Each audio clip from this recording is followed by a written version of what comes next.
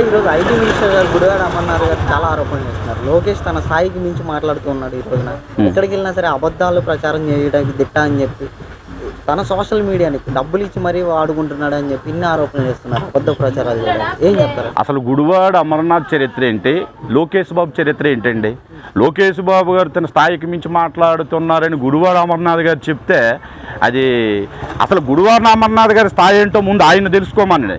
లోకేష్ బాబుకి ముందు కూడా శుద్ధపప్పు అని ఎగతాళి చేశారు. కడిగిన వజ్రాన్ని సాందీస్తే ఎలాగైతే వచ్చిందో లోకేష్ బాబు గారు ఈరోజు ఆ విధంగా ప్రజల్లోకి 3200 కిలోమీటర్లు అనుకుంటాను నేను 3200 కిలోమీటర్లు పాదయాత్ర చేశారు. ఆ పాదయాత్రలో అనేక రకాలైనటువంటి బడుగు బలహీన వర్గాల సామాన్యుల కష్టాలు కూడా ప్రతి సమస్యను అడుగున అక్కడ తీర్చుకుంటూ వచ్చారు.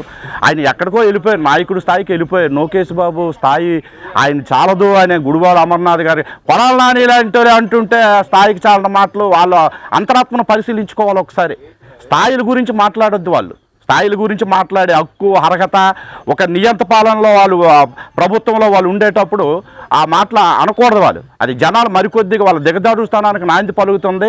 జనాలు కూడా చేకరించుకుంటారనే విషయం కూడా వాళ్ళు గుర్తుంచుకోవాలి. అది అంటే ఈ 5 ఏళ్ళలో నేను ఇచ్చిన హామీలు నెరవేర్చిన ఏదైనా ప్రభుత్వం ఉందంటే అది మా ప్రభుత్వం అని చెప్పి మాట్లాడుతున్నారు జగన్మోహన్ రెడ్డి గారు.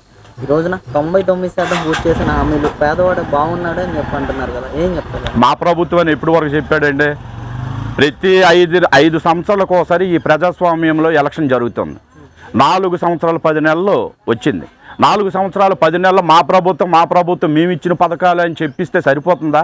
పథకాలు ఏ రూపంలో ఇచ్చాడో ఈ చేత్తో 10 రూపాయలు తీసుకొని ఆ చేత్తో 100 రూపాయలు వసూలు చేశాడు ప్రజల దగ్గర. నిత్యావసర ధరలు విపరీతంగా ఆకాశానికి అంటున్నాయి. గ్యాస్ ధరలు పెరిగాయి, పెట్రోల్ ధరలు పెరిగాయి, డీజిల్ ధరలు పెరిగాయి. ఈ ధరలు లేవు కూడా అదుపులో ఉంచుకుంటా 74 లక్షలు, గతంలో మీరు అడిగినప్పుడు 74 లక్షల కుటుంబాలు, తాపీ మేస్త్రీలు, వర్కర్లు, అనేక రకాల విభాగాలకు చెందినటువంటి వాళ్ళందరినీ రోడ్లో పెడేసి మేము ఇచ్చిన పథకాలంటే పథకాలు ఏమో తినేసిన తర్వాత అవి ఏమో 4 ఉండిపోతాయండి. అయ్యే ప్రజల జీవితాలతో ఆడుకున్న ప్రభుత్వాన్ని గురించి ఎక్కువ నేను కూడా నేను కూడా మాట్లాడదలుచుకోలేదు. ఇది కూడా ప్రజలు ఎప్పుడు కూడా సుభిష్టంగా ఉండాలి, రాష్ట్రం సుభిష్టంగా ఉండాలి, రాష్ట్ర భవిష్యత్తు బాగుండాలి, యువత బాగుండాలి. ఇవన్నీ దృష్టిలో పెట్టుకొని పరిపాలించిన నాయకుడే ముఖ్యమంత్రి స్థాయి హోదాలో ఉంటాడు. కానీ ఇవన్నీ చాలా అద్వైతంగా ఉన్నాయి. రాష్ట్రం చాలా ఇబ్బందుల్లో ఉంది.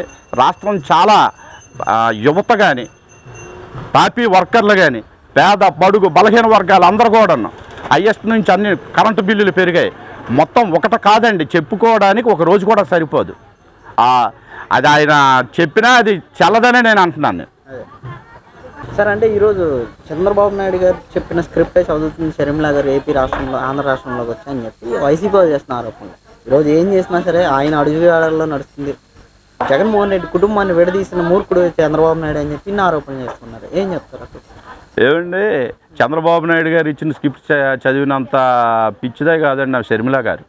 ఆమె ఉన్నమాటే చెప్తుంది. ఏముందండి, ముఖ్యమంత్రి పదవి ఇచ్చింది భారీ కింద సేవ చేయడానికి కాదు, ప్రజాసేవ చేయడానికి, రాష్ట్రాన్ని అభివృద్ధి పదంలో ముందుకు తీసుకెళ్ళడానికి అని చెప్పింది. ఆవిడ ఉన్నమాటే చెప్పింది. ఏమో మరి పిల్లకి ఆమె అబ్బాయి పెళ్ళికి పిలవలేదని చెప్పేసి అరెస్ట్ చేయించాడేమో మరి. చంద్రబాబు నాయుడు కుటుంబాన్ని ఎడగొట్టారని కూడా చెప్తే చంద్రబాబు నాయుడు కుటుంబాన్ని ఎడగొట్టడానికి చంద్రబాబు నాయుడుకి ఆ చరిత్ర లేదు.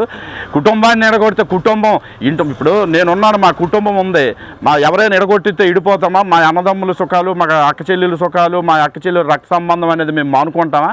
అంటే జగన్మోహన్ రెడ్డి గారు చెల్లికి ఏం అన్యాయం చేశారో, లేకపోతే ఆ వాటాలు పంచలేదనో, లేకపోతే వాళ్ళ కుటుంబ సమస్యలు వాళ్ళకి ఏవో ఉన్నాయి. ఆమెకు బాధ కలిగింది కాబట్టి ఆమె ఏదో బయటకు వచ్చింది. కానీ చంద్రబాబు నాయుడు ఎడగొట్టిస్తే ఇడిగిపోయినంత కుటుంబం ఏం కాదులేండి.